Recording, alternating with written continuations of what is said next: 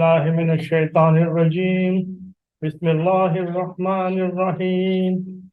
والضحى والليل إذا سجى ما ودعك ربك وما قلى وللآخرة خير لك من الأولى ولسوف يعطيك ربك فترضى ألم يجدك يتيما فآوى ووجدك ضالا فهدى ووجدك عائلا فأغنى فأما اليتيم فلا تقهر وأما السائل فلا تنهر وأما بنعمة ربك فحدث.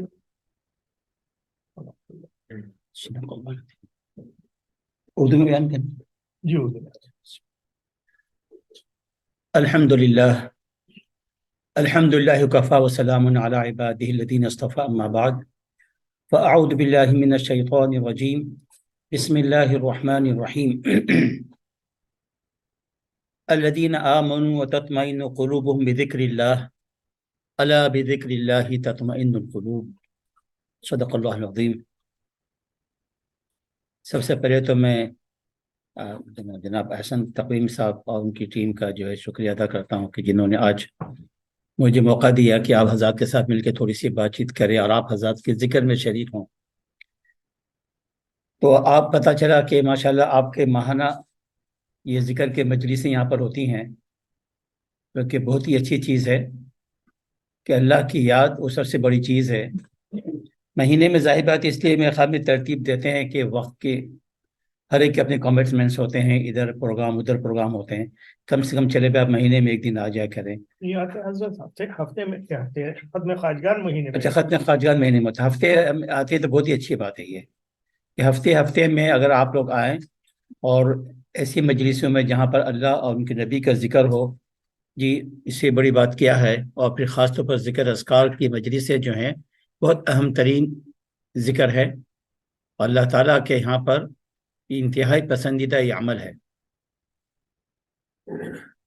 انشاءاللہ میں تھوڑے سے ذکر جو کروں گا، مجھے ابھی انہوں نے بھیجا ہے کہ آپ جو ذکر کرتے ہیں ماشاءاللہ جو ختم خواجگان، اس کے جو کلمات بڑے عظیم ہیں، تو تھوڑا سا ہر ایک کا میں ذکر کر دوں گا.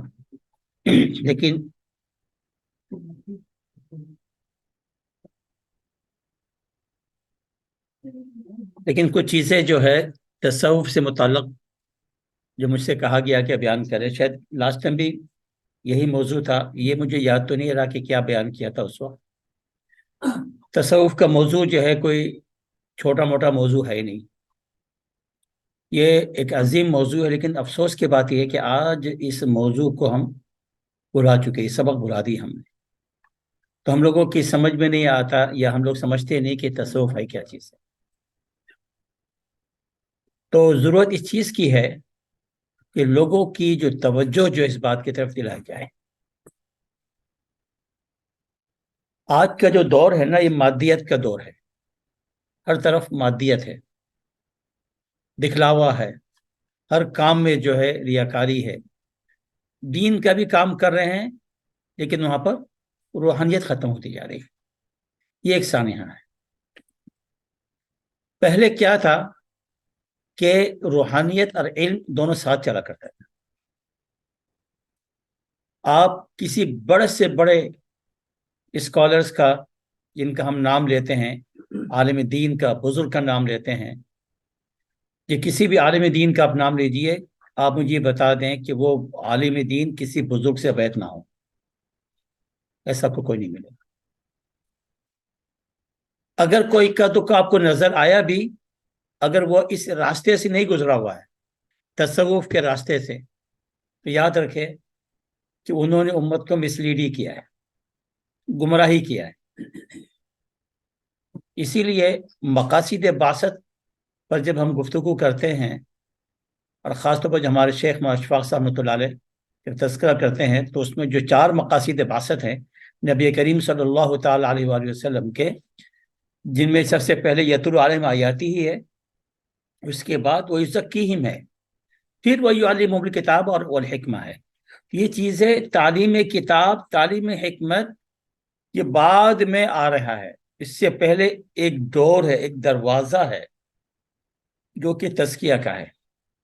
تو اگر ایک عالم دین وہ چاہے کتنا ہی زیادہ علم حاصل کر لے، لیکن تزکیہ کے راستے سے اس کی انٹری نہیں ہوگی نا، تو کیا نتیجہ نکلے گا کہ وہ جو کچھ بھی کرے گا دکھلاوے کے لیے کرے گا، کہ اس کے نام کے ساتھ علامہ لگ جائے، واہ واہ کیا بات ہے ان صاحب کا، کیا علم ہے، کیا تقریر ہے، کیا بات ہے صاحب، کیا بات ہے، وہ واہ واہ چل رہی ہوتی، کیونکہ تزکیہ کے راستے سے نہیں گزرے۔ اگر تزکیہ کے راستے سے گزر جائے تو ایک ایک لفظ کے اندر اخلاص ہوگا، اس کے اندر کوئی دکھلاوا، کوئی ریاکاری نہیں ہوگی۔ اور شیخ ہند رحمۃ اللہ علیہ جیسا بڑا آدمی، اندازہ کیجیے گا، ایک دفعہ تقریر فرما رہے اور مجمع بیٹھا ہوا ہے اور حضرت کی تقریر چل رہی ہے، تقریر کرتے کرتے کرتے اچانک بیٹھ گئے، تقریر بند کر دیا۔ سارے لوگ حیران ہو گئے کہ حضرت کو کیا ہو گیا، پورا مجمع آپ کے علم سے فائدہ اٹھا رہا اور آپ خاص اس عروج تک پہنچ گئے اپنے بیان کے، اور یہاں پر آ کے آپ نے تقریر بند کر دیا۔ آپ نے جب آپ سے پوچھا گیا تو آپ نے کہا بات یہ کہ جب میں تقریر کر رہا تھا شیطان نے آ کر میرے دل پہ اٹیک کیا۔ وہ بڑے لوگ تھے، ہمارے یہاں تو کہ ہم بیان کریں اور ہمارے الفاظ زبردست ہو، سننے والے بڑے مزے لے رہے ہو، یا نفس اور موٹا ہوتا ہے۔ واہ واہ واہ، میرا علم چل رہا آج، لوگوں میں جناب میرے علم کی جناب دھاک بیٹھ رہی ہے۔ حضرت شیخ الہند تھے، تقریر ہی بند کر دی۔ جب پوچھا تو آپ نے کہا کہ بات یہ ہے کہ شیطان جو ہے وہ آیا، اس نے اٹیک کیا میرے دل کے اوپر، اور یہ کہا کہ آج دنیا کو پتہ چل جائے گا کہ محمود کا علم کیسا ہے۔ کہنے لگے کہ اب تو میں اپنے لیے بیان کروں گا، تقریر چھوڑ دی جی، اور اظہار بھی کر دیا، بتا بھی دیا کہ خیال آیا تھا مجھے۔ پھر تھوڑی دیر بیٹھے رہے، صفائی کی پہلے دل کی، بڑے لوگ تھے۔ جب پھر وہ چیز نکل گئی پھر جا کے آپ نے کنٹینیو کیا۔ تو میرا کہنے کا مقصد یہ ہے کہ آج مادیت ہر طرف ہے، روحانیت ختم ہوتی جا رہی ہے۔ تو پہلے ہمارے یہاں یہ ہوتا تھا کہ طالب علم بھی ہوتے تھے، اگر ان کو بیعت نہیں کرواتے تھے تو کم سے کم استاذ کیا کرتے تھے، ان کو تسبیحات دے دیتے تھے۔ پھر جیسے فارغ و تحصیل ہوئے، عالم بنے، فوراً ان کو بیعت کر لیا۔ اور وہاں پہ بڑے چوائس ہوتے تھے، ایک سے ایک بڑے بڑے لوگ ہوتے تھے کسی نہ کسی بزرگ کے ساتھ، کیونکہ اگر آپ جب تک کسی بزرگ سے بیعت نہیں ہوں گے، یاد رکھیے یہ نفس جو ہے نا کمبخت تباہ کر دے گا۔ تو آپ کتنے ہی علم والے کیوں نہ ہو، کتنے بڑے عالم کیوں نہ ہو، ضروری ہے کہ آپ پہلے کسی بزرگ سے، اللہ والے سے تعلق قائم کریں، ان کے جوتے سیدھے کریں۔ مولانا اشرف علی تھانوی رحمۃ اللہ علیہ کا نام سبھی نے سنا ہوگا، کتنے بڑے آدمی ہیں۔ حضرت تھانوی رحمۃ اللہ علیہ نے دارالعلوم دیوبند کی طلباء سے ایک دفعہ تقریر فرما رہے تھے، تو آپ نے فرمایا کہ جو کتابیں تم نے پڑھی ہے وہ کتابیں میں نہیں پڑھی، نصاب میں جو کتابیں ہیں جو پڑھائی جاتی ہے، جو تم نے پڑھی ہو میں نہیں پڑھی، تو مجھ میں تم میں کوئی فرق نہیں، کتابیں وہی پڑھی گئی۔ ایک آدمی ڈاکٹر بنتا ہے تو ڈاکٹر کی جتنی کتابیں پڑھ لی، لیکن وہی ایک اور ڈاکٹر ہوتا ہے جو وہی کتابیں پڑھنے کے بعد کتنا بڑا ایکسپرٹ بنتا ہے۔ بعد ایسے ہوتے ہیں کہ بس جس چھوٹے موٹے۔ تو حضرت فرمانے کی کتابیں وہی پڑھی جو تم نے اور ہم نے پڑھی ہے، بس فرق مجھ میں اور تم میں یہ ہے کہ میں نے حاجی صاحب کے جوتے سیدھے کیے، حاجی امداد اللہ مہاجر مکی رحمۃ اللہ علیہ کے جوتے میں نے سیدھے کیے، بس یہ فرق ہے۔ کیا مطلب؟ ان سے بیعت ہوا۔ حاجی صاحب رحمۃ اللہ علیہ عالم نہیں تھے پورے، چند کتابیں شروع کے پڑھی تھی، اتنے بڑے بڑے علم والے، مولانا قاسم صاحب نانوتی جیسا آدمی، حضرت شیخ الہند جیسا آدمی، حضرت گنگوہی جیسا آدمی، جی ان سے بیعت ہو گئے۔ تو کہنے کا مقصد کیا ہے کہ معلوم ہوا کہ وہ علماء اس وقت کے جانتے تھے کہ علم کچھ نہیں ہے جب تک کہ کسی بزرگ کے سامنے آ کر اپنے آپ کو جو اندر جھکانا نہیں ہے، جب تک عاجزی اندر نہیں آ سکتی، انکساری نہیں آ سکتی، تقوی صحیح معنوں میں نہیں آ سکتا، اخلاص پیدا نہیں ہو سکتا۔ اگر ہم کوئی کرنا ہے تو ضروری ہے کہ ہم اپنے آپ کو کسی نہ کسی بزرگ کے ساتھ اپنا تعلق کو قائم کر لیں۔ تو اس دور میں تو اس کی ضرورت کتنی زیادہ ہو جائے گی، اب اندازہ لگائیے، جہاں آج یہ چیز مٹتی جا رہی ہے۔ تو یہ بات یاد رکھیں، اگر روح نہ ہو اس جسم کے اندر یہ باڈی کسی کام کی ہے؟ یہ تو پتلا ہے، مٹی کا ایک تودا سا ہے، اسے کیا حیثیت؟ اٹھا کے یہاں پھینک دیجیے، وہاں پھینک دیجیے. آدمی مرتا ہے کیا ہوتا ہے؟ کوئی اٹھا رہا، کوئی اٹھا رہا. یہ وہ کچھ بولتا ہے؟ کچھ نہیں، نتھنگ. اس کو اٹھا کے آپ قبر میں ڈال رہے ہیں، کچھ بول رہا نہیں بول رہا. تو وہ تو کچھ بھی نہیں، پتلا ہے. وہ روح ہے، سب کچھ ہے. اگر علم ہے لیکن روحانیت نہیں ہے تو مینس کہ روح نہیں ہے اندر، وہ علم کسی کام کا نہیں ہے. اللہ تعالیٰ نے بنی اسرائیل کے علماء کا تذکرہ کیا سورہ جمعہ کے اندر، آپ غور کیجئے گا. اللہ تعالیٰ کیا فرما رہے ہیں مقاصد بعثت کی آیت کے بعد؟ ذکر کر رہے بنی اسرائیل کے علماء کا. کیا فرما رہے؟ مثل الذین حملوا التوراۃ ثم لم يحملوها، مثال ان لوگوں کی کہ جنہوں نے توریت کا علم حاصل کیا، حاملین توریت یعنی عالم توریت کے، جو انہوں نے خوب علم حاصل کر لیا. اللہ تعالیٰ کیا فرما رہے ہیں کہ یہ حاملین تورات در حقیقت ثم لم يحملوها، ایسا ہے جیسے کہ انہوں نے علم اٹھایا ہی نہیں، توریت کا علم حاصل ہی نہیں کیا، حالانکہ عالم زبردست علم رکھنے والے. اللہ تعالیٰ فرما رہے کہ نہیں. پھر اللہ تعالیٰ کیا مثال دے رہے ہیں بنی اسرائیل کے علماء کی؟ کمثل الحمار یحمل اسفارا، ان کی مثال ان علماء بنی اسرائیل کی ایسی ہے جیسے کہ ایک گدھا ہو جس کے پیٹھ کے اوپر جو ہے نا آپ بوجھ لاتے. گدھے کے پیٹھ کے اوپر کتاب ڈال دیجیے، آپ کتابوں کا بوجھ منو، یا آٹے کی بوری ڈال دیجیے، اس کے لیے کوئی فرق ہوگا؟ وہ تو وہی کرے گا میرے اوپر ایک ویٹ ہے، وہ کتابوں کا ہو یا چاہے وہ نمک کا ہو، آٹے کا ہو، چاول کا ہو، اس کے لیے کچھ فرق نہیں پڑتا. تو ان کی مثال ایسی تھی کہ علم تھا لیکن ان کی مثال گدھوں کی طرح تھی کہ جس کے پیٹھ پر آپ نے کتابوں کا بوجھ لاد دیا. تو یہ قرآن کوئی کہانی قصہ نہیں بیان کر رہا ہے، اس امت کے علماء کو بتا رہا ہے. اگر تمہارے پاس علم آ رہا ہے، دین کا علم آ رہا ہے، لیکن اگر تم نے اس سے پہلے جو تزکیہ کا ذکر آیا ہے اس ڈور سے انٹری نہیں ہوئی ہے تو علم کسی کام کا نہیں. وہاں سوائے تکبر غرور کے اب کچھ نہیں ہوئے. آج یہی وجہ آپ دیکھیں کہ ہمارے علماء کرام کا جو تکبر ہے، کبر ہے، اللہ معاف کرے، آپ تصور نہیں کر سکتے. کوئی بات تو کر کے دیکھیں، وہ آپ کو سمجھتا ہے کہ جاہل ہیں، آپ ممبر پہ بیٹھتا ہے تو سمجھتا ہے کہ سارے جاہل بیٹھے ہو میرے سامنے. اس طریقے سے جو ہے نا لوگوں کو خطاب کر رہے ہوتے ہیں. عاجزی ان کی ساری کچھ نہیں. تو وجہ کیا ہے؟ روحانیت نہیں. تو میں اس لیے بتانا چاہ رہا ہوں کہ اس روحانیت کی ضرورت ہے. اور پھر آپ اس ملک کے اندر آسٹریلیا میں موجود ہیں، یہاں تو اس کی ضرورت بہت زیادہ بڑھ جائے گی. آج ہم ہیں، کل کو نہیں ہوں گے، آگے ہماری نسلیں ہوں گی. تو اس کے لیے محنت ایفرٹس کرتے رہیے، اور اس طرح کے جہاں مجلسی آپ کو ملتی ہیں ذکر کی، اس کو غنیمت جانیے. مجالس ذکر جو ہے نا، یہ ریاض الجنہ قرار دیا گیا ہے. یہ کیا قرار دیا گیا؟ جنت کا باغ قرار دیا گیا. فرمایا کہ جب بھی کبھی تمہیں موقع ملے ریاض الجنہ کا فرتعو، اس سے چیزیں حاصل کرو، وہاں سے فروٹ حاصل کرو، چیزیں اٹھاؤ وہاں سے. تو لہذا جب بھی ایسا موقع ہو تو کیجیے. ذکر کا فائدہ یہ ہوگا کہ انشاءاللہ تعالی دلوں کے اندر جو تاریکیاں ہیں نا، اندھیرے وہ دور ہوں گے، پھر روشنی آئے گی. جب روشنی آئے گی تو انشاءاللہ تعالی اس کا فائدہ ہوگا. پھر ہمیں ہر چیز نظر آئے گی. یہ کمرہ ہے ماشاءاللہ آپ دیکھ رہے منور ہے اس وقت جی. اگر اسے لائٹ آف کر دی آپ نے، اندھیرا ہو گیا تو ہم ایک دوسرے کو دیکھ نہیں پائیں گے. اب نہیں پتہ ہے کہ آگے کرسی ہے، ٹیبل ہے، کیا ہے، بندہ گرے گا. جیسے روشنی آئے گی ہمیں سب چیزیں نظر آ رہی ہوں گی. تو دلوں میں تاریکیاں بھری پڑی ہے، ماحول کی تاریکی ہے، اپنی گناہوں کی تاریکی ہے، ہر طرف کام جہاں جاب کر رہے ہوتے وہاں کی تاریکی ہے. یہ کافر ہے، ان کے قلوب کی گندگی کا ہم تصور نہیں کر سکتے. ان کے ساتھ ہمیں کام کرنا پڑتا ہے جی. اسی طریقے سے ہمیں شاپنگ جانا ہوتا ہے، ہمیں گروسری لینی پڑتی ہے، چیزیں خریدنی پڑتی ہے. مگر آپ اندازہ نہیں کر سکتے کہ کیا کچھ گند اس دل میں لے کر آ رہے ہوتے ہیں ہم لوگ. صفائی کرنی ہے اس کی.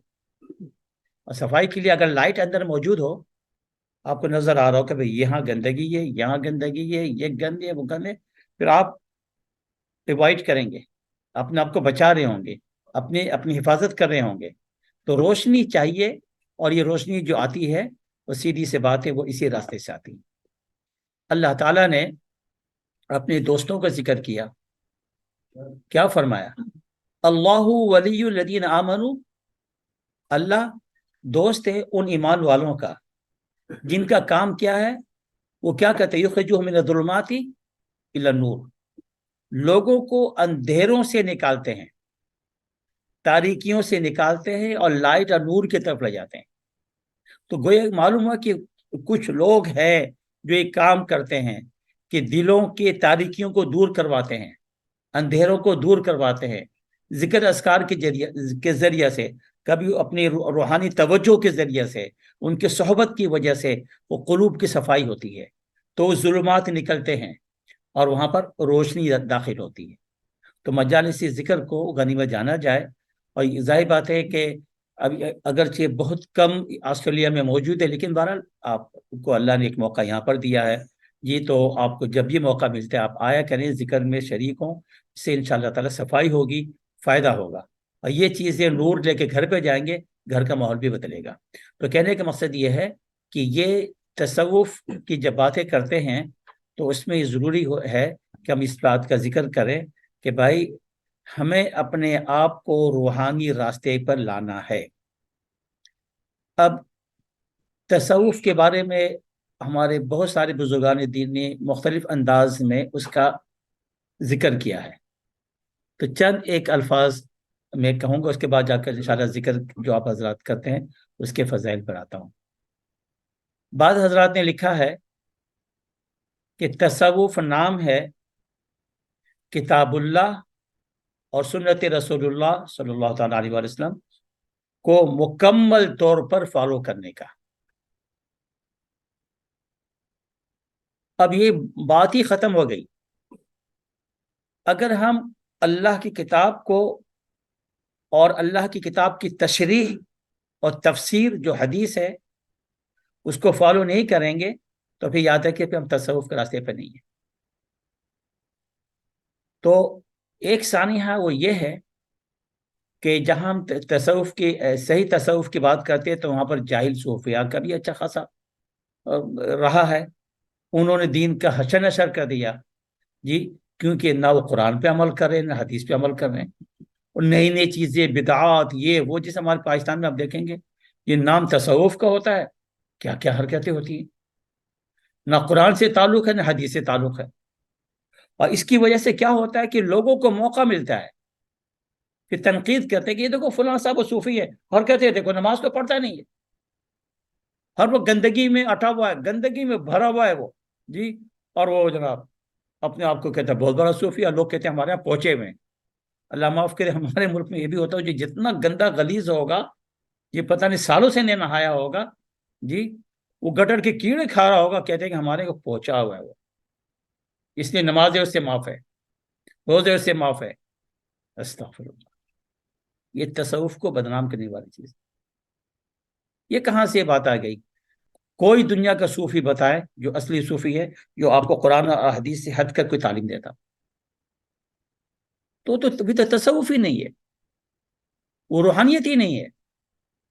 تو لہذا یہ ایک غلط قسم کا جو بات پیش کی جاتی ہے، اس لیے میں عرض کرنا چاہ رہا ہوں کہ ذہن میں رکھیں کہ مکمل کامل اتباع نبوی صلی اللہ تعالیٰ علیہ وآلہ وسلم، مکمل کامل اتباع نہیں ہوگا تو ہمارے تصوف کا راستے نہیں حل ہوگا۔ آپ دیکھیے نا، تصوف کی جو بگننگ ہے، جو ابتدا ہے، جہاں سے تصوف آپ اسٹارٹ کر رہے ہیں وہ اخلاص سے ہو رہا ہے جی۔ اب ایک آدمی اگر قرآن و حدیث کے راستے پہ نہیں چلے گا تو کس طریقے سے اخلاص کے راستے پہ چلے گا؟ اسے کیا پتا اخلاص کیا، پتہ نہیں کیا کیا حرکتیں کر رہا ہوگا، وہ کہے کہ میں تو بڑا اخلاص سے کام کر رہا ہوں۔ کتنے لوگوں کو دیکھے گا غلط کام کرتے ہیں، خلاف شریعت کام کرتے ہیں، اور کہتے ہیں اس میں برائی کیا ہے، حرج کیا ہے، اس میں کیا خامی ہے، اس میں کیا برائی ہے، واٹس رانگ ود دیٹ، اور غلط کام بھی کر رہے، نہ وہ قرآن میں نہ حدیث میں۔ اللہ رب العزت نے ایسے لوگوں کو جو غلط کام کرتے ہیں، اللہ تعالیٰ فرماتے ہیں کہ کچھ لوگ ایسے ہوتے جو کام کر رہے ہوتے لیکن الذین ضل سعیہم فی الحیات دنیا، جو بھی نیک کام کر رہے ہیں، جو بھی سعی کر رہے ہیں، جو بھی محنت کر رہے ہیں، جو بھی ایفرٹ کر رہے ہیں، فرمایا کہ سب ضائع ہو رہے ہیں، اللہ ان کی دنیا کی زندگی میں ضائع کر رہا ہوتا. وَهُمْ يَحْسَبُونَ أَنَّهُمْ يُحْسِنُونَ صُنْعًا, وہ سمجھتے کہ نہیں ہم تو بڑے زبردست کام کر رہے ہیں, بڑا دین کا کام کر رہے ہیں. تو یہ کون کرے گا؟ جو قرآن حدیث سے ہٹا ہوا ہوگا. تو یہ ان کا علم نہیں ہے, یہ نہ قرآن کے راستے پہ چل رہا نہ حدیث کے راستے پہ چل رہا. تو اس لیے جو ہے یاد رکھے, کوئی صوفی آپ کو قرآن اور حدیث سے ہٹ کر بات نہیں بتائے گا. جو اصلی صوفی ہے وہ آپ کو, ساری محنت اسی لیے ہے تاکہ ہم سب کامل اتباع کرنے والے بن جائیں, نبی کریم صلی اللہ علیہ وسلم کے کامل اتباع کرنے والے بن جائیں. یہ ساری جان ہے تصوف کی. اسی طریقے سے تصوف کے لیے بعض حضرات نے 7 چیزیں بیان کی, تو میں چاہ رہا ہوں کہ ان 7 چیزوں کا ہلکا سا میں ذکر کر دوں. تھوڑا سا میں ایک وہ بنا کے لایا تھا.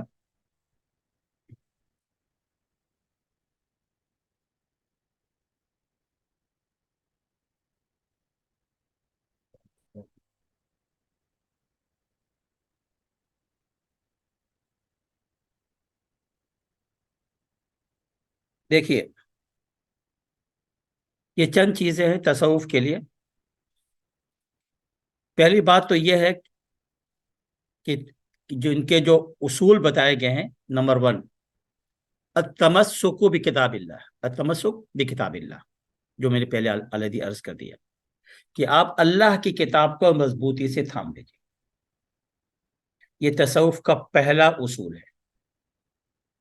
اب اللہ کی کتاب کو آپ مضبوطی سے کیسے تھامیں گے؟ مطلب یہ ہے اللہ کی کتاب کی تلاوت ہو.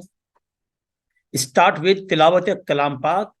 جی, کوئی بھی آپ سلسلے میں آپ جائیے گا تو وہ اپنے مریدین کو شیخ ہی بتاتا ہے کہ جہاں ذکر اذکار کرے وہاں اتنا حصہ, کچھ حصہ قرآن کریم کی تلاوت میں بھی لگائیے, اور ساتھ ساتھ قرآن کریم کی تفسیر بھی لگائیے. ہمارے شیخ مشفق صاحب رحمۃ اللہ علیہ تو تلاوت کے علاوہ بتا دیا کرتے تھے کہ روزانہ اتنا حاشیہ تفسیر عثمانی کا بتاتے تھے, کیونکہ عوام الناس کے لیے, عام لوگوں کے اتنا کافی ہے کہ ایسی تفسیر جو مختصر ہو اور جامع و معنی ہو.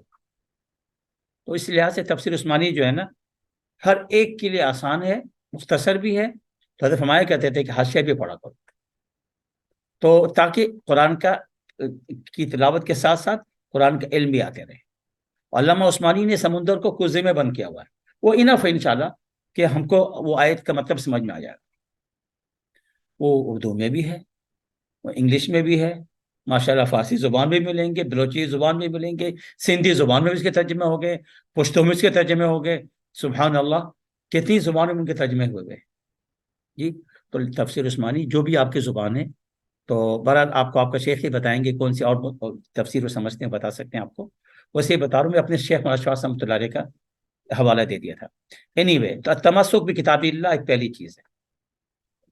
تصوف کے راستے پہ چلنا ہے تو اس میں پہلی چیز ہم نے اختیار کرنا ہے, پہلا اللہ کی کتاب کو مضبوطی سے پکڑ لینا ہے. مینس کو پڑھنا ہے, اس کو سمجھنا ہے, پھر اکارڈنگلی عمل کرنا ہے. یہ تمسک بکتاب اللہ ہے. دوسری چیز جو ہے وہ فرمایا کہ اقتداء بسنت رسول اللہ صلی اللہ تعالیٰ علیہ وسلم, نبی کریم صلی اللہ تعالی وسلم کی اتباع, پیروی. ہر چیز, ہر معاملے میں, ہر چیز, ہر معاملے میں آقا دو عالم صلی اللہ علیہ وسلم کی پیروی کرنی. بس یہ آ جائے تو انشاءاللہ تعالیٰ کام آسان ہو جائے گا. تو لہذا یہ نیت ہونی چاہیے سالک کی کہ ہم نے کیا کرنا ہے, اپنی زندگی کو آقا دو عالم صلی اللہ علیہ وسلم کے بتائے راستے کے مطابق گزارنا ہے. تو تیسری چیز جو ہے وہ فرمایا کہ وہ بہت ضروری ہے کہ ہم لوگ کبھی کبھی اس میں کوتاہی کر دیتے ہیں یا کوتاہی ہو جاتی ہے, تو اس کا خیال رکھنا ہے. فرمایا کہ تیسری چیز کے اکل الحلال, کھانا جو لقمہ پیٹ میں جا رہا ہے. ایک طرف ماشاءاللہ ہم قرآن پہ بھی عمل کریں, حدیث پہ عمل کریں, لیکن لقمہ اگر غلط جا رہا ہے یہ ہماری عبادات کو افیکٹ کرے گی, ہمارے ذکر کو خراب کر دے گا. تو جو بھی آپ نے کرنا ہے, کھانا ہے, تو میک شیور کرنا ہے کہ ایبسولوٹلی وہ حلال ہو. حرام تو دور کی بات, اگر حرام کا شائبہ بھی ہو نا, ڈاؤٹ بھی ہو, آپ بچے کہ بھائی اس سے کیا ہوگا, میرا ذکر خراب ہو جائے گا. ہم لوگ چونکہ تاریکیوں میں نا ہمیں کچھ نظر نہیں آتا. مسئلہ یہ ہے جن کے قلوب صاحب ہوتے ہیں نا, اللہ اکبر, ان سے پوچھے, انہیں بہت کچھ نظر آ رہا ہوتا ہے, کھانے میں نظر آ رہا ہوتا ہے, امام شافعی رحمۃ اللہ علیہ، اللہ اکبر، کتنے بڑے آدمی تھے، اور اس زمانے کی بات کر رہے ہیں، آج کے زمانے کی بات نہیں، یہ تقریباً جو ہے 1300 سال پرانی بات کر رہا ہوں۔ بازار میں حلال کھانا ان کو نہیں ملتا تھا، سب لوگ کھاتے، بڑے بڑے علماء فقہا سب کھانا کھا رہے ہیں، بس قوت لا یموت اتنا کھاتے تھے کہ بس زندہ رہ سکے، سروائیو کر جائے۔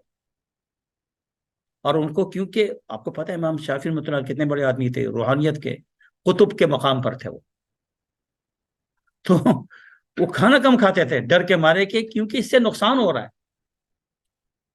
حلال نظر نہیں آ رہا۔ اور بڑا مشہور واقعہ شاید سنا بھی ہوگا، جناب اپنے ایک شاگرد کے پاس جب گئے امام احمد محمد رحمۃ اللہ علیہ، کہ ان کے یہاں دعوت ہوئی، امام شافعی کے لیے بڑا مشہور تھا کہ عشاء کے وضو سے فجر کی نماز پڑھتے تھے، تو کھانا اب، اور ساری رات عبادت کرتے تھے قیام اللیل میں، اللہ کی عبادت میں، عشاء کے بعد کھانا کھائے، کھانا کھانے کے بعد، اچھا ان کے لیے مشہور تھا کھانا بہت کم کھاتے تھے، اس دن خوب کھانا کھائے، اور روٹی لاؤ اور روٹی لاؤ، کھائے جائے کھائے جائے۔ ان کی جو بیٹی تھی حیران ہو گئی کہ ان کے بارے میں تو بڑا مشہور ہے کہ وہ تھوڑا کھانا کھاتے ہیں، یہ تو ٹھیک ٹھاک کھانا کھائے۔ اس کے بعد بڑا مشہور تھا کہ ساری رات عبادت کرتے ہیں، پھر اس وضو سے ہی فجر کی نماز پڑھتے ہیں۔ وہ حضرت امام شافعی نے فرمایا کہ میں تھوڑی دن آرام کرنا چاہ رہا ہوں، اور ساری رات آرام کیا، ساری رات تہجد بھی نہیں پڑھی، اذان ہوئی فجر کی، مسجد چلے گئے، وضو بھی نہیں کیا، اور نماز بھی پڑھا دی فجر کی۔ اب وہ جناب بڑی پریشانی ہوئی کہ بھائی جو ان کے بارے میں سنا تھا، کم کھاتے ہیں، ساجد عبادت کرتے ہیں، عشاء کے وضو سے فجر کی نماز ہوتی ہے، یہ ہوا کیا؟ تو صبح ناشتے میں ان کے مطلب ہے کہ بچی سے رہا نہیں گیا کہ پوچھے تو صحیح کہ ماجرا کیا ہے، یہ ہوا کیا؟ تو امام شافعی رحمۃ اللہ علیہ نے یہ فرمایا، جس کے لیے واقعہ سنا، فرمایا کہ بات اصل میں یہ ہے، کھانا کم کھانے کی وجہ ہے کہ مجھے حلال بڑی مشکل سے بازار میں ملتا ہے، اس لیے اتنا ہی کھاتا ہوں کہ بس زندہ رہ سکوں۔ جب میں تمہارے گھر پر آیا تو نور ہی نور ہے، کھانے پہ نور ہی نور ہے، اور یہاں حرام کا ذرا سا بھی جو ہے نا شائبہ تک نہیں گزرا یہاں پر۔ انہوں نے کہا کہ موقع اچھا ہے، خوب زیادہ کھانا کھاؤ تاکہ خوب زیادہ نور میرے باڈی کے اندر آئے۔ اندازہ کی یہ لقمہ کا یہ ہے، غلط کھانا کھائیں گے وہ نقصان پہنچائے گا، حلال کھانا، طیب کھانا، اس کا فائدہ ہوگا روحانی طور پہ۔ فرمایا کہ پھر اس کے بعد یہ ہوا کہ پھر میں لیٹ گیا، کیونکہ رزق حلال کے سلسلے میں میرے ذہن میں ایک حدیث آئی اور اس کی امپورٹنس کا، تو وہاں بیٹھ کر میں احادیث سے استخراج کرنے لگا مسائل کا، اس سے یہ مسئلہ نکلا تو اس سے یہ مسئلہ نکلا، اس سے وہ مسئلہ نکلا، میں مسائل کے استنباط کرتا چلا گیا، تو ساری رات میں مسائل نکالتا رہا، اور مسائل نکالتے تھے امت کے لیے، یہاں تک کہ فجر کا وقت ہو گیا تھا، تو ظاہر بات وضو ان کا تھا عشاء کا، چلے گئے۔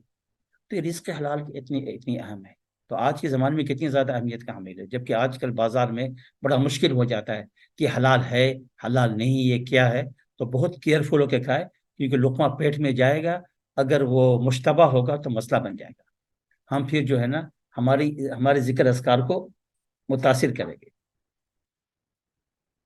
مولانا اشفاق صاحب رحمۃ اللہ علیہ کی بات بتا رہا ہوں کہ کبھی کہیں دعوت ہو جاتی ہے نا، تو الحمدللہ اس کے بہت ہی کیئرفل آدمی تھا، سب کچھ تھا، لیکن کبھی نہیں پتا ہوتا کہ بازار کے کھانے کا کیا سلسلہ ہے، لیکن ان بڑے لوگوں کا یہ ہوتا تھا کہ یا تو طبیعت خراب ہو جاتی تھی، یا پھر اس دن تہجد کی نماز نکل گئی، یا کچھ ہوا، اللہ اکبر، جو حضرت کا جو جلال ہوتا تھا، کیونکہ میری جتنے عرصے میں نے حضرت کے ساتھ زندگی گزاری ہے، ان کے پاس رات کو قیام ہوا، میرے خیال میں اگر میں کہوں تو تین راتیں پورے، میرے خیال میں 11-12 سال کے عرصے کے 3 شاید راتیں بمشکل جو ہے ایسی ہوئی ہوں جس میں تہجد کا، جس میں سے یعنی ایک آدھ وہ رات ہوگی جس میں میں نہیں تھا، ایک آدھ رات ایسی آئی تھی جس پہ حضرت کی تہجد کی نماز مس ہوئی، لیکن جو حضرت کا جلال تھا فجر کے بعد، ہم لوگ کھڑے نہیں ہو پا رہے تھے، کہ ایسا لگتا ہے کہ جیسے کہ سب کچھ لٹ گیا ان کا تہجد کی نماز جانے کی وجہ سے۔ پھر ریزن کیا کہ ایک صاحب آ گئے تھے اور وہ عالم تھے، خیر سے بہترین قاری قرآن تھے، وہ نام نہیں بتاؤں گا۔ تو ان کی جو قلب کی تاریکی تھی اس بندے کی، ہم سب بڑے مزے سے سن رہے تھے، مجھے اچھے طرح یاد ہو رہا، ان کی باتیں بھی ہو رہی ہیں، وہ سب چل رہا ہے، وہ عالم، لیکن چونکہ اندر صفائی نہیں تھی، وہ ایفیکٹ ہوا، اس کی بے برکتی ہوئی کہ تہجد کی نماز رہ گئی۔ تو کبھی آپ یاد رکھیں، تہجد پڑھنے والے لوگ پابندی سے، اگر نماز اس دن تہجد ان کی مس ہو رہی ہے، must be some reason، کوئی غلط قسم کا بندہ اس سے آپ سے ملاقات ہو گئی، اس کے اثرات آپ کے باطن میں پہنچے، اس کی وجہ سے بے برکتی آ گئی، یا کھانا جب آپ کھانے گئے تھے تو، یا جو آج کل شادی بیاہ کا ماحول ہے، سوائے آدمی روئے اور کیا کرے، کیا گندگی ہے وہاں پر آج کل کی شادی بیاہ کے ماحول میں، عورت مرد سب مکس، گانے، پتہ نہیں کیا تباہی مچی ہوئی۔ تو اس دن تہجد فور شیور کے جو ہے نا، پکا سے پکا جو ہے نا تہجد پڑھنے والا بھی ہوگا نا، اس کے تہجد کے بعد جاری ہوگی۔ تو یہ کیا ہے؟ صحبت کا اثر ہوتا ہے۔ تو اچھی صحبت مل جائے غنیمت جانے، حلال پیور کھانا مل جائے غنیمت جانے، یہ اثر ہوتا ہے۔ تو عقل الحلال جو ہے نا، بہرحال بات تھوڑی سی لمبی ہو رہی ہے تو میں اس کو مختصر کرنا چاہ رہا ہوں۔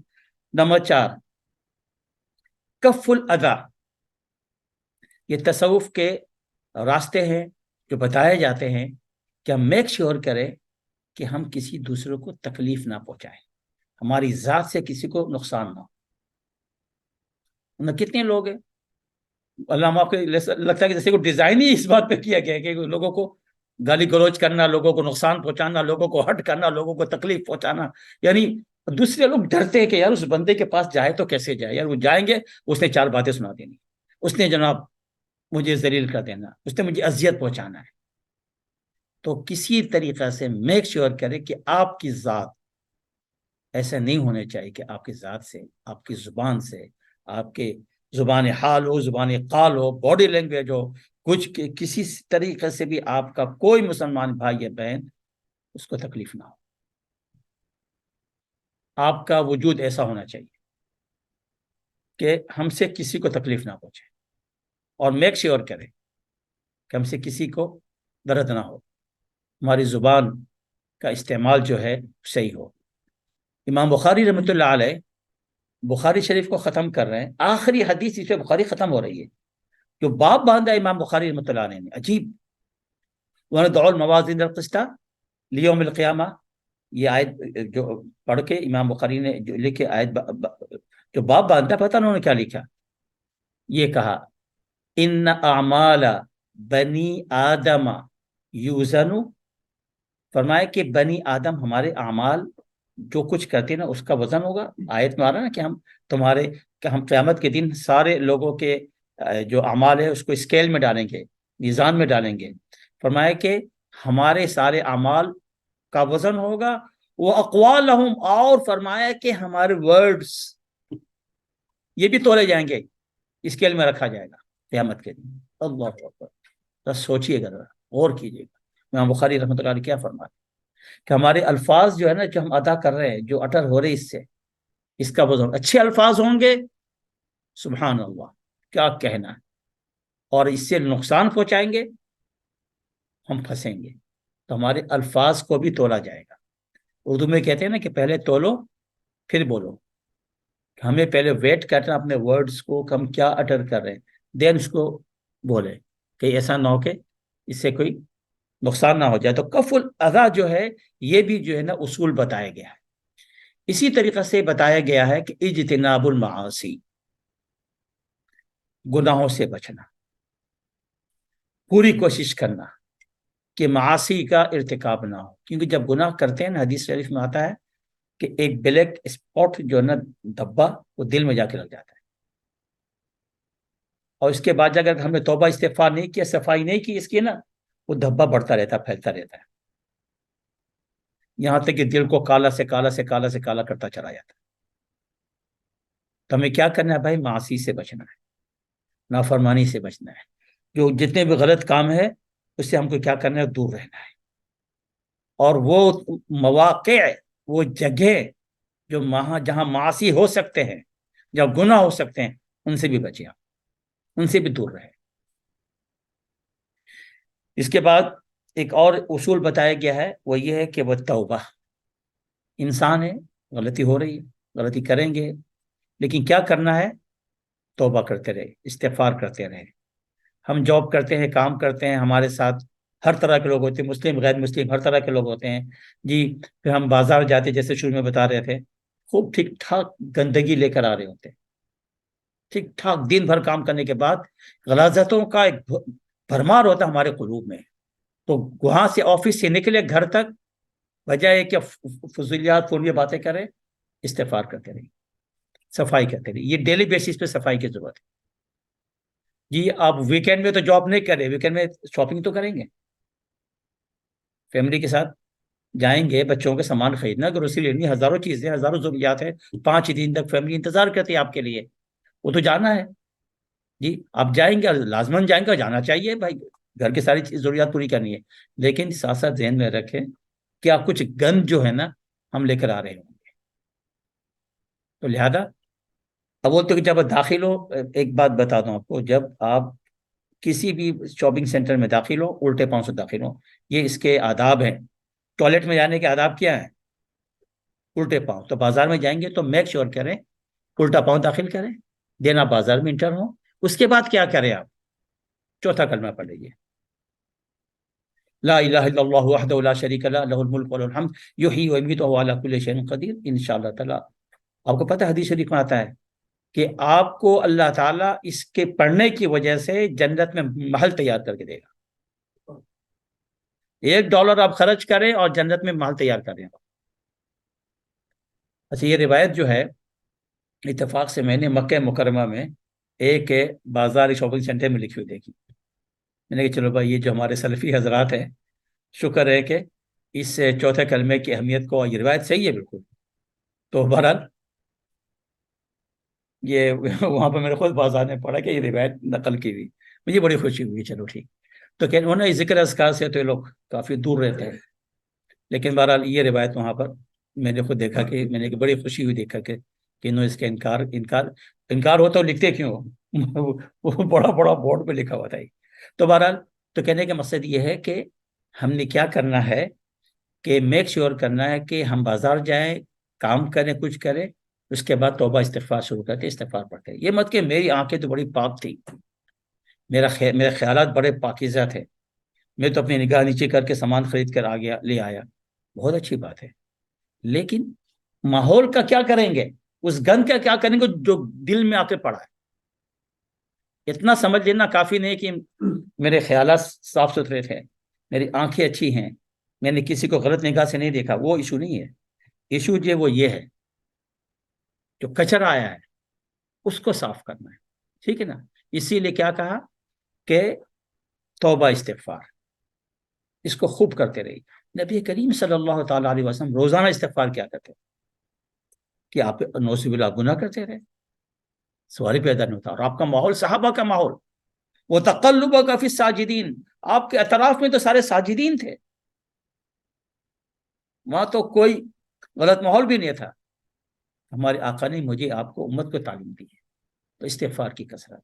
اسی لیے میرے خیال میں کوئی بھی جماعت جو تصوف کا ہے، ایسا نہیں ہوگا جو استغفار، درود شریف و استغفار کی تصویر نہ بتاتا ہو۔ ضرور آپ لوگ پڑھتے ہوں گے اور اہتمام سے پڑھیں۔ اس کے بعد جو آخری چیز جو ہے نا وہ ہے اداء الحقوق، کہ ہم اللہ کے حقوق تو ادا کر دیتے ہیں، نمازیں پڑھ کے، اچھے کام کر کے، الحمدللہ، لیکن حقوق اللہ کے بعد جو حقوق العباد ہے اس میں ڈنڈی مار دیتے ہیں۔ کبھی ماں باپ کے حقوق پورا نہیں کرتے، تو کبھی بیوی بچوں کے حقوق پورا نہیں کرتے، کبھی آپ کے ہمسائے کے حقوق پورا نہیں کرتے، کبھی دوسروں کے حقوق پورا، یہ ایشو ہے یہ، تو یہ بڑا خیال رکھنا پڑے گا۔ جہاں تمسک بکتاب اللہ جو نمبر 1 بتایا گیا تھا، یہ وہاں آخر میں یہ بھی بتایا جا رہا ہے اگر حقوق اللہ کا پورا خیال رکھا جا رہا ہے تو حقوق العباد کا بھی خیال رکھا جائے کہ کسی کا حق نہ مارا جائے. حقوق اللہ میں تو ایک چانس موجود ہے کہ اللہ شاید معاف بھی کر دے, ایک ایز لانگ ایز آپ نے شرک نہ کیا ہو, یہ دے چانس کہ انشاءاللہ اللہ تعالیٰ بخش دے گا. لیکن حقوق العباد کو تو سمپل سی بات ہے, اللہ معاف نہیں کرے گا. اس لیے حدیث شریف میں آتا ہے کہ شہید کے سارے گناہ بخش دیے جاتے سوائے قرض کے. یہ کیوں کہا؟ قرض کا تعلق کس چیز سے ہے؟ حقوق العباد سے. تو لہذا معلوم ہوا کہ تمہاری یہ 7 چیزیں تھی جو میں نے کہا کہ بتا دوں کہ یہ بھی تصوف کے سلسلے میں ہم نے ان چیزوں کو مضبوطی سے پکڑ لینا ہے انشاءاللہ تعالیٰ, تو پھر کافی فائدہ ہوگا. اب میں انشاءاللہ تعالیٰ مختصر سا جو آپ حضرات جو ختم کرتے ہیں اس کا میں اب تو کافی وقت اسی میں چلا گیا, حرج تو کوئی نہیں, 10 منٹ آپ کے. ہم یہاں بیٹھے ہیں. صحیح. تو آپ حضرات ماشاءاللہ جو ماہانہ جو آپ لوگ پڑھتے ہیں ختم خواجگان جو آپ کا ہوتا ہے, تو جو چیزیں اس میں ہے دل چاہ رہا تھا کہ آپ کو فضائل سارے معلوم ہو گئے, لیکن میں اسے اپنا حصہ ڈالنا چاہ رہا ہوں. سب سے پہلی چیز جو ہے نا آپ کے پاس جو ہے نا وہ سعید الاستغفار ہے. تم اس میں دیکھ رہا ہوں سعید الاستغفار, کیونکہ مختلف بزرگان دین مختلف قسم کے ذکر استغفار بتاتے ہیں, لیکن یہاں پر ماشاءاللہ میں دیکھ رہا ہوں کہ اس استغفار کا ذکر کیا گیا ہے جو آپ لوگ پڑھتے ہیں ایٹ اے ٹائم, کہ اگر کسی کے سمندر کے جھاگ کے برابر اتنے گناہ ہوں کہ جھاگ کے برابر تو گناہ پھیل گئے ہوں, جی اللہ سب معاف کر دیتا ہے. تو الحمدللہ بڑی اچھی بات ہے کہ آپ لوگ چلیے کہ کم سے کم اجتماعی طور پر بھی استغفار کر لیتے ہیں, کیونکہ اللہ تعالیٰ کو یہ بھی پسند ہے کہ یہ, کیونکہ آپ جب سب اکٹھے ہوتے ہیں نا, اکٹھے پڑے ہوتے ہیں, تو اجتماعی استغفار ہو گیا, اجتماعی توبہ ہو گیا. اور اجتماعی توبہ وتوبوا, اللہ تعالیٰ خود فرماتے ہیں کہ وتوبوا ایھا المؤمنون, اے ایمان والو تم جمیعاً سب اکٹھے ہو کے تم اکٹھے استغفار کرو. تو ماشاءاللہ تو آپ لوگ سعید الاستغفار پڑھ رہے ہیں, استغفر اللہ الذی لا الہ الا هو الحی القیوم واتوب الیہ. جی تو یہ تو آپ مہینہ میں پڑھتے ہوں گے, لیکن آپ کو شیخ نے بتایا ہوگا کہ اس کے شاید روزانہ جو ہے یہ عمل ہو. استغفار کے بعد دوسری چیز جو ہے نا درود شریف ہے. درود شریف بھی ماشاءاللہ ذرا سا شارٹ ورژن میں ہے, جو اللہم صلی علی محمد وعلی آل محمد, اس کے اندر سب کچھ آ گیا. نبی کریم صلی اللہ علیہ وسلم پر بھی درود بھیج دیا آپ نے, اور آل محمد پر بھی بھیج دیا. ذرا سا آل کے میں ذکر تفسیر بتا دوں ذرا. ایک ہوتا ہے اہل اور ایک ہوتا ہے آل. ایک ہوتا ہے اہل البیت, ایک ہوتا ہے آل البیت. آل یہاں پر والا اہل محمدی نہیں کہہ رہے کہ صرف اور صرف اہل بیت کے لیے بھی ہو رہا. اہل بیت تو آئیں گے نمبر 1, وہ تو دی ٹاپ ہے وہ. اس کے بعد بھی سبحان اللہ آل کس کو بولتے ہیں؟ آل بولتے ہیں جو نبی کریم صلی اللہ علیہ وسلم نے فرمایا. حضور نے کیا فرمایا؟ کل مؤمن تقی ونقی فہو آلی. سبحان اللہ, ہر مومن متقی پرہیزگار وہ میری آل میں, حضور کی روحانی اولاد میں. تو اگر ہم ایسا مومن ہو جائے, تقی ہوں اور نقی ہوں, متقی ہوں اور صاف ستھرے ہوں, انشاءاللہ تعالی ہم بھی آل محمد میں ہوں گے. اگر آپ چاہتے ہیں کہ جو پوری دنیا میں سب سے زیادہ جو درود شریف پڑھا جاتا ہے, اور ہر وقت لوگ نماز, ابھی کبھی کوئی نہ کوئی بندہ اس وقت درود ابراہیمی پڑھ رہا, کوئی نماز نہیں پڑھ رہا, کوئی ایسے پڑھ رہا ہے.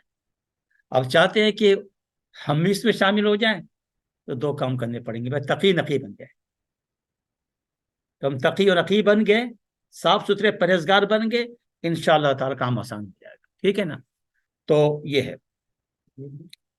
تیسری چیز جو ہے اس میں دیکھ رہا ہوں آیت کریمہ ہے, لا الہ الا انت سبحانک انی کنت من الظالمین. یہ بڑی زبردست چیز ہے ماشاءاللہ. اور آپ کو پتا ہے کہ اللہ کی تسبیح اس کے کتنے فائدے ہیں, اور خاص طور پر اس آیت کریمہ والی تسبیح کا اللہ تعالیٰ فرماتے ہیں کہ لولا ان سبحہ, اگر یونس اللہ کی یہ والی تسبیح لا الہ الا انت سبحانک انی کنت من الظالمین نہ پڑھتے, للبث فی बतनिही इला यौम यबअसून, तो मछली के पेट में क़यामत तक रहते, फिर वो नहीं निकल पाते। अल्लाह ताला ने उनको निकाला। तो लिहाजा जब आप पढ़ा करें, देखिए हर एक की अपनी हाजतें होती हैं, कुछ परेशानियां होती हैं। कभी आदमी किसी से जिक्र कर देता, कभी जिक्र नहीं करता। घर में मसले होते होंगे, जॉब में मसले होते होंगे, इधर मसले होते होंगे, उधर मसले होते होंगे, कभी बीमारी के मसाइल भी हो सकते, जो भी है। जब ये पढ़ रहे हैं, ये नियत करें कि इंशाअल्लाह अल्लाह ताला मुझे इससे निजात दिला दे। और हमारे यहाँ तो बाकायदा इसके ख़त्म भी होते हैं वक्त, तो टाइम टू टाइम जो है कभी कभी इज्तिमाई इसका जिक्र कराया जाता है। सवा लाख का ख़त्म हो गया, ये अगर सवा लाख ना हो सका तो 81,000 का कर लिया मिनिमम। ये और अगर बहुत मुश्किल है, टाइम नहीं है, कम है, तो 41,000 का हो गया। तो ये बताते हैं कि ताकि जो इसे पढ़ के अल्लाह से मांगेंगे, इज्तिमाई तौर पर हम अल्लाह की तस्बीह कर रहे होंगे, क्योंकि अल्लाह को बड़ा पसंद है तस्बीह। अल्लाह को तस्बीह बहुत पसंद है। ये एक ऐसी चीज है तस्बीह, हमालतुल अर्श, अर्श को उठाए हुए, अल्लज़ीना यहमिलूनल अर्श व मन हौलहु युसब्बिहूना बिहम्दि रब्बिहिम, फरिश्ते हैं सारे के सारे, वल मलाइकतु युसब्बिहूना बिहम्दि रब्बिहिम, वो लगे हुए हैं। जमीनी मखलूक है, वो अल्लाह की तस्बीह कर रही है। ये दरख्त जितने भी हैं अल्लाह की तस्बीह में मशगूल है। इवन ये दीवार जहां हम लोग बैठे हैं अतराफ में, ये अल्लाह की तस्बीह में मशगूल। ये डेस्क जहां हम आप बैठे हुए हैं, कुर्सी जहां पे हम बैठे हुए हैं, ये एक एक जर्रा, एक एक चीज अल्लाह की तस्बीह में मशगूल। व इन मिन शैइन इल्ला युसब्बिहु बिहम्दिही, कोई चीज, कोई डस्ट, कोई जर्रा ऐसा नहीं है जो उसकी तस्बीह ना बयान करे। तो खुदा को तस्बीह बहुत पसंद है। तो माशाल्लाह ये जो आपके यहाँ आपके अमाल में ये भी रखा गया है, तो जबरदस्त चीज है ये। पूरी कायनात अल्लाह की तस्बीह में मशगूल है। वलाकिन ला तफ़क़हूना तस्बीहहुम, लेकिन तुम नहीं सुन सकते, नहीं समझ सकते। एक डस्ट से मिसाल के तौर पर मैं यहाँ हाथ उठा ऐसे लगाऊं, अच्छे तौर पर डस्ट आ गया, अब ये अल्लाह की तस्बीह में मशगूल है, लेकिन हम सुन नहीं सकते, ना समझ सकते। दीवार में भी एक हाथ मारेंगे कि अच्छा खासा आपको डस्ट नजर आएंगे, सब अल्लाह की तस्बीह में लगे हुए। तो बहरहाल ये जबरदस्त चीज है। तो इसके अलावा सुभान अल्लाह एक चीज और देख रहे हो, नंबर 4, जन्नत का खजाना, ला हौला वला कुव्वता इल्ला बिल्लाह अल अलील अज़ीम, या ला हौला वला कुव्वता इल्ला बिल्लाह, यहाँ तक जो है। तो ये फरमाया कि ये जन्नत का खजाना है।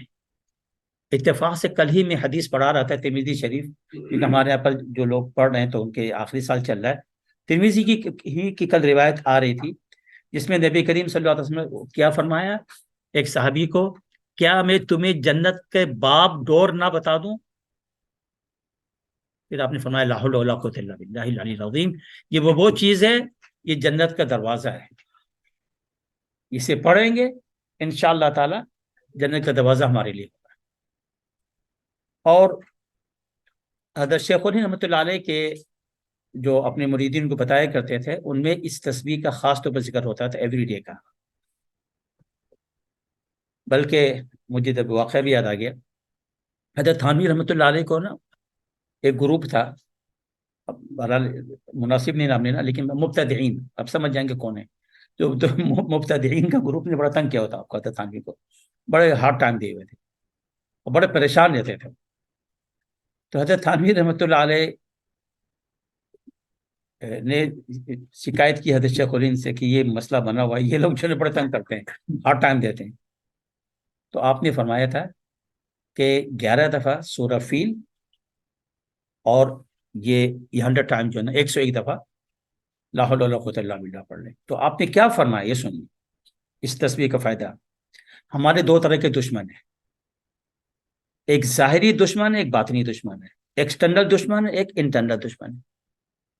तो एक्सटर्नल यानी ज़ाहिरी, दूसरे ह्यूमन बीइंग, दूसरे इंसान है ना, दुश्मन हमारे दुश्मनी करते हैं, आपको टफ टाइम देते हैं, मुश्किल देते हैं, आपके काम में रुकावटें खड़ी कर रहे हैं, आपका हर चीज़ में जो है ना मुश्किलात खड़ी कर रहे हैं। कितने लोग मिलेंगे आपको, जॉब पर हैं या आपके ख़ानदान में हैं, तो या बाहर हैं, पड़ोसी है, हर तरह के मिलेंगे आपको जो आपको हर टाइम दे रहे हैं, मुश्किलात खड़ी कर रहे हैं जी, और आपके लिए कोशिश कर रहे हैं कि काम खराब हो जाए, आपको नुकसान हो जाए, आपको ही हो जाए, आपको हो जाए। इंशाल्लाह आपकी हिफाजत हो जाएगी ज़ाहिरी दुश्मनों से। और रूहानी दुश्मन कौन है? इन्ना शैतान लकुम अदुव्वन, शैतान तुम्हारा दुश्मन है, فَاتَّخِذُوهُ عَدُوًّا، تو تم اس کم وقت کو اپنا دشمن سمجھو. تو کہنے کا مقصد یہ ہے کہ جو دشمنان باطنی ہو، دشمنان ظاہری ہو. حضرت شیخ الہند نے فرمایا کہ یہ زبردست بات بتائی ہے کہ دونوں سے آپ کی حفاظت ہوگی، پروٹیکشن ہوگی. تو ماشاءاللہ آپ کی تسبیحات میں یہ بھی شامل ہے. یہ جنت کا خزانہ ہے، کنوز، کنوز قرار دیا حدیث میں. یہ جنت کا خزانہ ہے یہ. اور دوسری روایت جنت کا ڈور ہے یہ. تو لہٰذا اس کا بڑا اہتمام. اس کے بعد میں بھی دیکھ رہا ہوں ماشاءاللہ، حسبنا اللہ ونعم الوکیل. اللہ اکبر، کتنی زبردست چیز ہے یہ. جی، حسبنا اللہ ونعم الوکیل. صحابہ کرام رضی اللہ تعالیٰ عنہم اجمعین، احد کے موقع پر کیا کچھ ہوا، مشکلات ہوئیں. اس کے بعد جا کر یعنی فتح شکست کی شکل اختیار کر گیا. معلوم ہے نا آپ کو، ہسٹری سبھی جانتے ہوں گے، بتانے کی ضرورت نہیں ہے. اس کے بعد پھر ڈرایا گیا کہ اب تمہارے اوپر اور اٹیک ہوگا، اور پھر یہ ہوگا تو وہ ہوگا. تو پھر صحابہ کرام نے پھر کیا کہا؟ قالوا حسبنا اللہ ونعم الوکیل. اللہ ہمارے کافی ہے اور وہ بہترین کارساز ہے. اب انشاءاللہ اب ہمیں کوئی فکر نہیں، وہ راستہ نکالے گا. اب ہم تم سے ڈرنے والے نہیں. پھر کیا ہوا؟ وہ دشمن، وہ لوگ جو ابو سفیان ہوگا، مسلمان نہیں ہوئے تھے نا. یہ سب عجیب سا ہوا سلسلہ. بجائے کہ مسجد اٹیک کرتے، چلے گئے. حسبنا اللہ ونعم الوکیل سے بڑا فائدہ ہوتا ہے انشاءاللہ تعالی، بڑی زبردست قسم کی حفاظت ہوتی ہے. اس کے بعد ماشاءاللہ یہ چوتھا کلمہ ہے، لا الہ الا اللہ وحدہ لا شریک لہ، لہ الملک ولہ الحمد وہو علی کل شیء قدیر.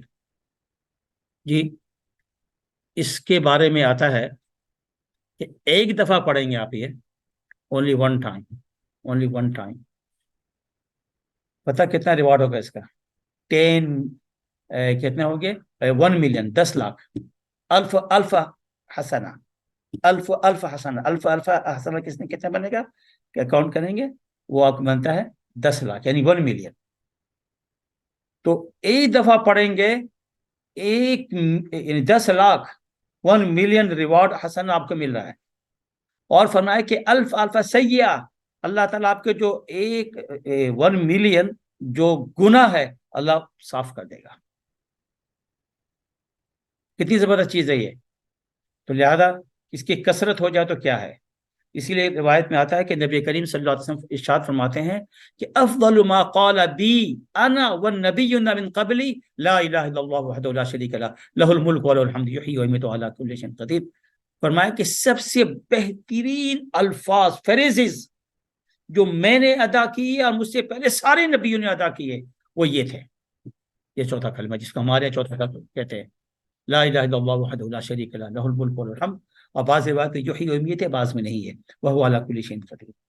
اسی لیے آپ صلی اللہ علیہ وسلم عرفہ کے دن بکثرت جو ہے نا اس سے پڑھا کرتے تھے، اس چوتھا کلمہ کو، لا الہ الا اللہ وحدہ لا شریک لہ، لہ الملک ولہ الحمد وہو علی کل شیء قدیر. ٹھیک ہے نا. اور پھر میں نے آپ کو بینیفٹ بتا دیا تھوڑی دیر پہلے، آپ کو یاد ہوگا. شاپنگ سینٹر میں داخل ہو، آپ الٹے پاؤں سے داخل ہو، چوتھا کلمہ پڑھ لیجئے، سبحان اللہ، اللہ تعالیٰ آپ کو جنت میں محل بنا کے دے گا. اتنی بڑی چیز ہے. ٹھیک ہے نا. تو لہذا اس کی کثرت جو ہے نا بہت زبردست ہے. اس کے کلمات ایسے عجیب ہے کہ کیا کہنا. اللہ تعالیٰ بڑے خوش ہوتے ہیں یہ جو آپ جب چوتھا کلمہ پڑھتے ہیں. یہ کلمہ توحید ہے، یہ اللہ تعالیٰ کی وحدانیت کو زبردست انداز میں بیان کیا جا رہا ہے. اس کے بعد نمبر 7 جو آپ کے ہاں ہے، یہ ذل جلال والاکرام. یہ تو اللہ تعالیٰ کے عظیم جو ہے صفات ہیں. اللہ تعالیٰ کے کچھ اسماء وہ ہیں جو ذاتی ہیں، اور کچھ اسماء ہیں وہ ہیں جو صفاتی ہیں. اللہ تعالیٰ کا نام جو لفظ اللہ ہے، یہ اس کا پرسنل نیم ہے، جیسے میں کہتا ہوں ذاتی نام اس کا. تو ریمیننگ اور جتنا الرحمن اور رحیم جتنا شروع ہو رہا ہے، یہ سارے کے سارے صفاتی نام. تو اللہ تعالیٰ کے صفاتی ناموں میں ایک ذوالجلال والاکرام. اور اللہ تعالیٰ سورہ اپنے کیا کہتے ہیں رحمان کو ختم کر رہے ہیں، تبارک اسم ربک ذل جلال والاکرام. اس پر یہ صورت ختم ہو رہی ہے. تو یہ زبردست چیز ہے، ماشاء اللہ آپ کا یہاں ہے. اس کے علاوہ نمبر 8 میں دیکھ رہا ہوں، اس میں لکھا ہوا ہے سبحان اللہ وبحمدہ، اور نمبر 9 سبحان اللہ العظیم. بخاری شریف، امام بخاری اپنی کتاب کو ختم کر رہے ہیں اس تسبیح کے اوپر. تو میں دونوں کو کمبائنلی جو نا اس کی فضیلت بیان کر دیتا ہوں. یہ جو بخاری شریف کی روایت کے میں ذکر کر رہا تھا جس میں آپ نے فرمایا کہ ہمارے الفاظ بھی تولے جاتے ہیں. الفاظ کا ویٹ ہے, الفاظ کا وزن ہے, اچھے کلمات کے بھی وزن ہے اور برا کے بھی ظاہر ہے وہ ویٹ کیا جائے گا. تو ہم بھی خیال کریں کسی کو تکلیف نہ پہنچائے زبان سے. ٹھیک, اب یہ اس کا ویٹ سنیے ان دو کلمات کا. کلمتانی حبیبتانی الی الرحمن, یہ روایت ہے کہ دو فریزز, دو کلمے ایسے ہیں جو رحمان کو انتہائی پسند. اللہ نے کہا یا کیا کہا؟ رحمان کہا, کیونکہ قیامت کے دن جو ہے نا ہمیں اس کے شان رحیمی کی بڑی ضرورت ہوگی. جی, تو فرمایا کہ رحمان کو بڑے پسند ہیں, وہ اپنی خوب رحمت سے آپ کو نوازے گا. جی, تو فرمایا کہ دو کلمے ایسے ہیں جو رحمان کو انتہائی محبوب ہیں, اور ایسے ہیں کبھی ذہن میں آئے گا کہ وہ دو کلمے پتہ نہیں کتنے مشکل ہوں گے, کتنے بڑے ہوں گے, کتنے طویل ہوں گے, کیا ہوگا. جو رحمان کو پسند ہے تو کوئی بہت بڑی چیز ہوگی نا. جی, فرمایا کہ نہیں, خفیفتانی علی اللسان, زبان پہ بڑے آسانی سے ادا ہو جائیں گے. آپ ارادہ تو کیجئے, وہ پھسل جائیں گے الفاظ. ایون اس کے جو حروف ہیں ان الفاظ کے اتنے ایزی لیٹرز اس کے اندر ہیں کہ اس کو ہم کو پروناؤنس کرنے میں پرابلم نہیں ہوگی. ان عربی زبان میں جو لیٹرز ہیں نا, بعض لیٹرز حروف شدہ کہلاتے ہیں. ضاد, ذرا صاد, آپ دیکھ رہے ہیں نا, شین, قاف, ذرا سا زور لگا رہے ہیں. فرمایا کہ اس میں ایسے الفاظ رکھے گئے ہیں کہ بڑے ایزی ٹو سے. کوئی حروف شدہ آپ کو اکا دکا, ہا کو اور با کو, با بھی چلے لیکن اتنا نہیں ہے, لیکن بہرحال بڑے سمپل سے ہیں. فرمایا کہ خفیفتان علی اللسان, بڑی آسانی سے زبان پہ ادا ہو جائے. لیکن ثقیلتان فی المیزان, قیامت کے دن اس کے بڑے وزن ہیں, بہت ہیوی ہیں وہ کلمات. وہ کیا ہے؟ سبحان اللہ بحمدہ, سبحان اللہ العظیم. یہ فرمایا کہ اتنے بھاری ہوں گے, ہمارا جو میزان بھاری ہو جائے گا. اور امام بخاری مطالعہ اپنی کتاب یہاں پر آ کر ختم کر رہے ہیں.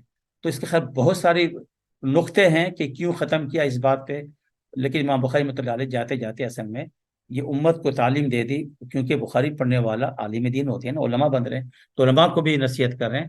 دیکھو, علم اپنی جگہ, ہمارے بیانات, تقریریں, دین کی تبلیغ اپنی جگہ, مگر ذکر اذکار, یہ ذکر ہے, یہ اس سے غافل نہ ہونا, لگے رہنا. آئی بس سمجھ. تو لہذا اس کے اندر تعلیم ذکر کی, اور اس کے اندر یہ بتا دیا کہ ہمارے جو الفاظ ہیں اس کا اتنا ویٹ ہے. اب علماء کل کو تقریریں کریں گے, بیان کریں گے, تو الفاظ کا چناؤ ہوگا, خیال رکھنا پڑے گا. اگر معلوم ہوا کہ بجائے امت کو ہدایت دینے کے گمراہ کر رہے ہیں اپنے الفاظ سے, ہے نا کتنے لوگ یوٹیوب والے جو شیاطین آج کل آتے ہیں, ایک سے ایک چھٹے ہوئے خبیث, جی چھٹے ہوئے خبیث ہیں جو یوٹیوب میں ہے, اور ہمارے لوگ بڑے پسند سے سن رہے ہیں. کوئی غامدی کو سن رہا ہے, تو کسی کو سن رہا ہے, تو کوئی کسی کو سن رہا ہے. یہ تباہی مچائی ہوئی لوگوں نے, دین کے سوداگر, دین کو بیچنے والے, عقیدہ کو تباہ کرنے والے. عورتیں بھی آ گئی, مرد بھی آ گئے. دو کتابیں, ان کتابوں کی شکلیں تک نہیں دیکھی ہیں جی, ادھر ادھر کے سن کے جناب وہ علامہ بن کے جو ہے تباہی مچائی نہیں مچائے. تو میرا کہنے کا مقصد یہ ہے کہ علماء کے امام بخاری رحمۃ اللہ علیہ بتا رہے ہیں کہ آپ جب دین کی تبلیغ کرو گے, دین کی خدمت کرو گے, یہ راستہ ضرور رکھنا, ذکر کا راستہ. علماء کو بھی سمجھا دی جی, اور بہت سارے اس کے نکات ہیں, لیکن بہرحال یہ بتانا چاہ رہا ہوں. تو ماشاءاللہ آپ کے یہاں ذکر جو ہے بہت ہی زبردست اور پاورفل قسم کا ذکر آپ کے یہاں ہوتا ہے. اللہ تعالیٰ قبول فرمائے. تو چند باتیں ہو سکتا ہے آلیدی آپ کو آپ کے شیخ نے بتایا ہوگا, لیکن میں نے کہا کہ میں بھی اپنا حصہ ڈال لوں تاکہ جو ہے میرا بھی فائدہ ہو جائے.